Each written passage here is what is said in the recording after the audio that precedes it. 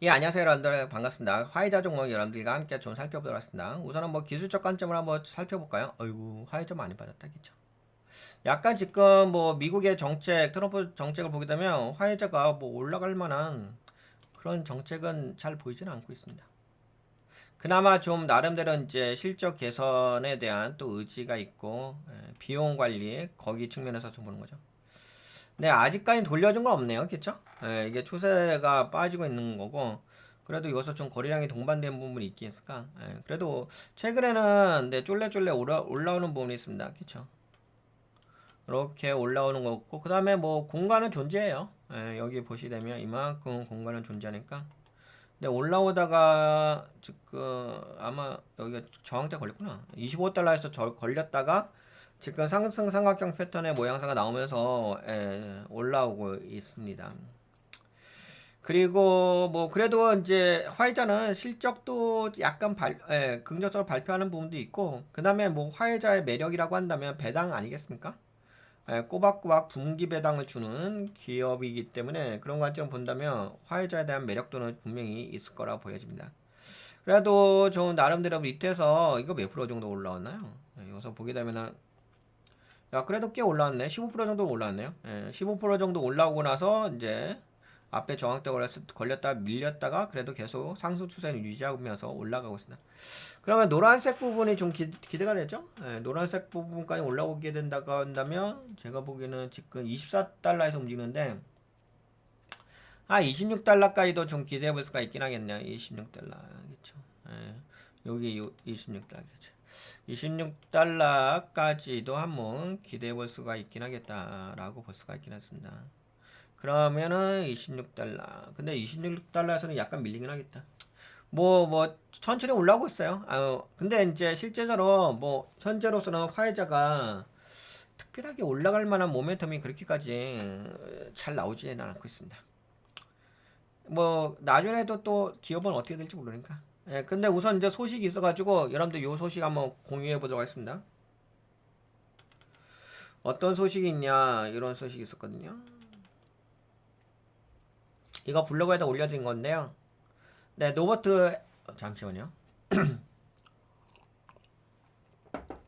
네, 로버트 F 케네디 주니어 보건작 보건복지부 장관 백신 자문단 수요일 첫 회의 무엇이 달라지나? 무슨 일이 있었나요? 첫 회의 때 로버트 F 케네디 주니어 장관이 이렇게 말했고요. 미국 질병 예방 접종 정책의 핵심인 CDC 산하 예방 접종 자문위원회를 전면 교체했다. 기존 위원 17명 전격 해임하고 백신의 회의적인 인물 8명을 새로 임명했습니다. 이번 주 수요일 6월 26일부터 이들이 첫 공개회의를 연다. 요거 좀 약간 이제 말이 좀 그러니까 이렇게 이야기합시다. 쉬운 버전. 나라. 네, 지금 무슨 일이 벌어지고 있나요? 네, 2025년 6월 26일 미국 보건복지부 장관 로버트 F 케네디 주니어가 구성한 새로운 백신 자문단 공식 회의를 엽니다. 26일 날. 이 위원회는 미국 국민이 어떤 백신을 언제 누구에게 접종할지를 결정하는 핵심 기구입니다. 그런데 이번 위원회 구성이 이례적으로 큰 논란을 일으키고 있습니다. 왜 논란이 된 건가요? 케네디 장관이 기존 위원 17명을 한꺼번에 해임하고 8명을 새로 임명했는데 이 중 상당수가 백신 비판자, 특히 코로나 mRNA 백신 반대 활동으로 유명한 인물들이란 점 때문입니다. 예를 들어서 새 위원 한 명은 케네디 장관 본인이 만든 반백신 단체의 전 대표입니다. 근데 백신을 너무 싫어하는 것보다. 네, 이 위원회는 어떤 일을 하나요? 이 위원회는 다음과 같은 일을 합니다. 어린이 예방접종 일정 설계, 어릴 때 맞는 MMR 등 모든 이 위원회 권고 기준입니다. 그러니까 어린이 예방 접종 일정 설계, 그다음에 특정 백신 접종 대상자 결정, 독감 백신, 코로나 백신은 누구에게 필요한가, 그리고 의사, 보험사, 병원이 따르는 실질적 기준 제시를 한다. 즉 미국 백신 정책의 실질적인 설계자입니다. 이 위원회가 이번 첫 회의는 무엇을 다루나요? 회의는 이틀 동안 열리며 아래 내용을 검토합니다. 우선 코로나 백신 향후 전략 방향 논의하고 RSV 호흡기 세포 융합 바이러스 항체 메르크 신생 아용 예방 항체 승인 여부 독감 백신 2025년에서 2026년 접종 시즌 방향 치쿤구니아 바이러스 열대병 대비 전략, 탄저균 백신, 테러 대비 백신 대응 검토, MMRB 백신, 홍역 볼거리 풍진, 수두 백신 조정. 그래서 메르크의 RSV 항체는 바로 투표에 붙여질 가능성도 있다. 케네디 장관의 그러니까 이런 것들에 대해서 회의를 하겠다는 거죠. 첫 회의 때. 케네디 장관의 백신 철학 뭐가 다른가요? 케네디는 원래 백신에 비판적인 입장을 꾸준히 견지해 왔습니다. 이번 위원회 인선도 그런 철학을 반영한 것으로 보입니다. 그는 특히 코로나19 mRNA 백신의 안정성 문제를 자주 지적했고 백신 성분인 티메로살에 대해 자폐증과 연관성을 주장했던 인물들과 가까운 관계를 맺어왔습니다. 근데 이 주장 자체는 과학적으로 반박되었고 현재 어린이용 백신은 티메로사를 제거한 상태입니다.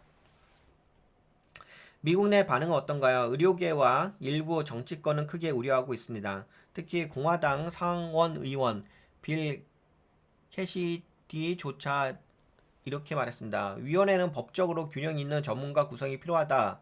지금 회의는 연기해야 된다. 게다가 현재 CDC 국장도 공석이라 공식 절차상으로도 애매한 상황입니다.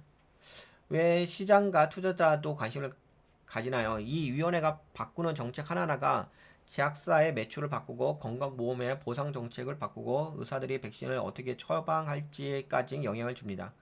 화이자, 모더나 등 mRNA 백신 기업들, 신생아 예방 백신 시장을 겨냥한 메르크 이 주의 깊게 지켜보고 있습니다. 정리하면 이런 그림입니다. 케네디 장관이 미국 백신 정책의 핵심 설계팀을 과학 전문가 중심에서 회의론자 중심으로 대거 교체를 했고 첫 회의부터 논란성 이슈를 다루며 앞으로 백신 정책 방향이 완전히 바뀔 수도 있다는 신호를 보낸 셈입니다. 네, 이런 셈에 지금 약간 모더나 쪽은 살짝 뭐 좋지는 않을 것 같아요.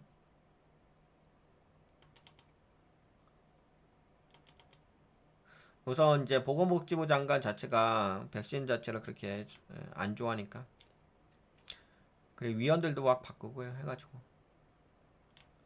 케네디 장관이 백신 정책의 핵심인 컨트롤 타워를 기존 과학자 중심에서 비판자 중심으로 대체했으며 첫 회의부터 민감한 백신 이슈들이 다뤄지면서 향후 미국의 백신 정책 방향 전환 가능성에 대한 시장의 긴장감이 커지고 있다.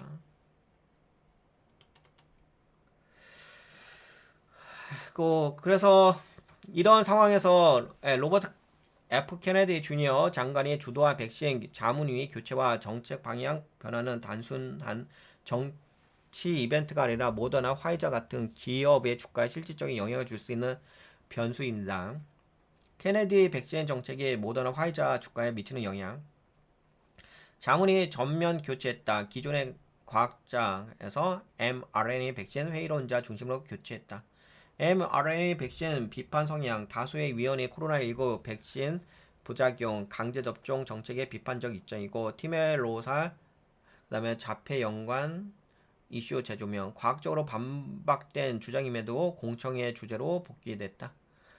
예방접종 권고 변경 가능성 mRNA 백신 대상자 축소 접종 간격 변경 우선순위 조정 가능성 대도 네, 미국 정부의 백신 접종 권고 자체가 완화될 수 있다는 신호로 시장이 해석할 수 있습니다. 그래서 이제 수요 감소 우려, 정부 접종 권고 대상이 축소되면은 백신 접종 수요가 감소할 수 있다. 재고 증가 가능성, 이미 생산된 백신이 의료기관 공공부문에서 채택 안 될 위험이 있다. 접종 권고가 없으면은 민간 보험사들이 보험 대상에서 제외할 수 있다. 정부 차원의 백신 방향이 바뀌고 있다는 인식이 투자자들의 불안을 증폭시키고 있다. 특히 오고더 나는 매출의 상당 부분이 mRNA 백신에서 나오므로 주가 민감도는 더 높을 수밖에 없습니다. 장기 주가 영향 시나리오별 분석. 자문위원회 활동이 정책화되지 않다. 그래서 이제 화이자는 뭐 영향이 제한적이다. 근데 잠깐만. 자문위 활동이 정책화되지 않았다. 단순 논의를 그치고 CDC가 기존 정책을 유지할 수 있다. 그러면은 이제 영향이 제한적 이렇게 표시하고 있네. 그래도 제한적. mRNA 백신 접종 권고 축소를 하게 되면은 뭐 이제 화이자도 모더나도 그러니까 자문위의 활동이 정책화되지를 않는다면은 근데 이거 모르니까 그러니까 시나리오 첫 번째 시나리오 두 번째 시나리오 세 번째 시나리오 만약에 이렇게 되면은 뭐 영향이 제한적이다 단순 논의를 그치고 CDC 근데 그럴 것 같지 않은데 mRNA 백신 접종 권고 축소 그렇게 되면 이제 뭐 모더나가 이제 가장 큰 타격이 있을 것 같고 화이자는 단기 타격은 있는데 장기적으로 회복 가능하다. 왜냐면 화이자 같은 경우는 그래도 펀더멘털이 좋아요. 그래도 좀 나름대로 약간 돈 벌어요. 비용을 줄여서. 모더나 지금 돈을 잘 못 벌고 있는데 그래도 워낙 펀더멘털이 좋은 기업이라서. 근데 이제 펀더멘털이 아무리 좋다 하더라도 성장성이 좀 있긴 있어야 되겠죠. 주가가 올라가려고 한다면. mRNA 자체에 대한 공식 부정적 평가 발표. 만약에 그렇게 발표하게 된다고 한다면은 뭐 이제 화이자 신뢰도 하락, 핵심 기업 기반 흔들릴 수 있다.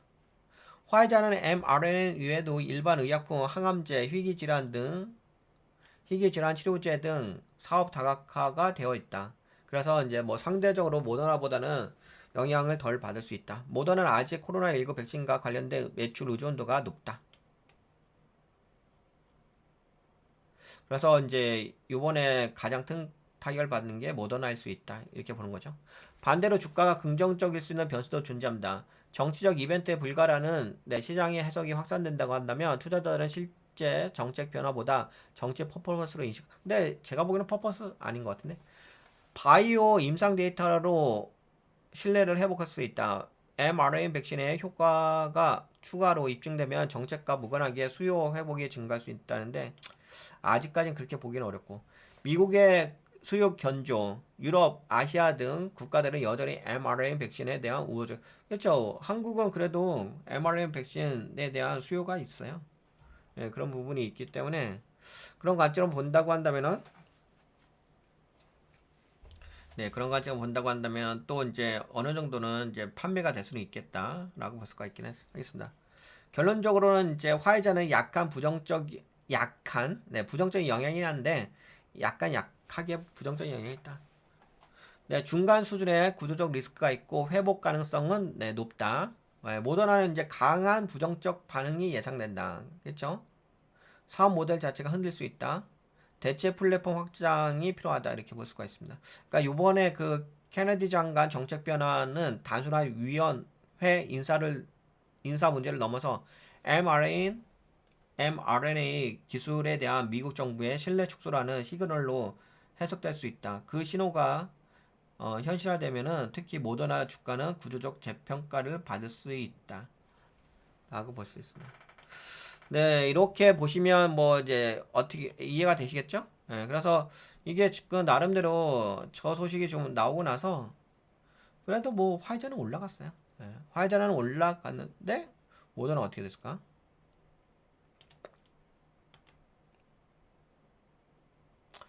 모더나도 뭐 제가 보기엔 나쁜 것 같지 않은데 차트가 좀 만들어지네, 그쵸? 여기에 뭐 61선 뭐 이렇게 터치하고 있어가지고 차트는 나름대로 만들어지고는 있습니다.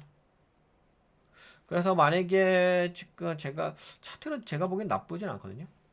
물론 이제 아직까지는 실질적인 어떤 그 주가를 리레이팅 할 만한 모멘텀이 가시적으로 보이지 않긴 한데 뭐 또 이제 이렇게 좀 하락하다가 갑작스럽게 올라가는 경우도 있으니까. 그래서 이제 결론적으로 이야기한다면은 우선은 이제 이 로버트의 이분 케네디 장관 이분의 정책적인 방향은 뭐 의학 바이오 쪽에는 부정적으로 좀 영향을 미친다고 보면 될 것 같고요. 그렇게 보시면 될 것 같고 근데 왜 모르지. 또 이게 나중에 또 어떤 제약바이오 쪽에 또 예를 들어서 그런 것도 있잖아요. 코로나 이제 재확산 또 그런 이슈가 또 불거지게 된다고 한다면은 또 mRNA 백신 모더나 제품을 전 세계에서 좀 찾을 수가 있긴 하겠죠. 한때 그 아시안권에 동남아시아권에 그 코로나 재유행 발표가 좀 있었긴 했었죠. 아직까지 한국하고 뭐 미국으로 그렇게까지 확산되는 모양새는 아니긴 한데. 네, 그렇습니다. 그러면 여기까지 좀 살펴볼까요? 화이자 대해서는 여기까지 살펴봤습니다. 두루두루 모더나까지 함께 이야기했어요.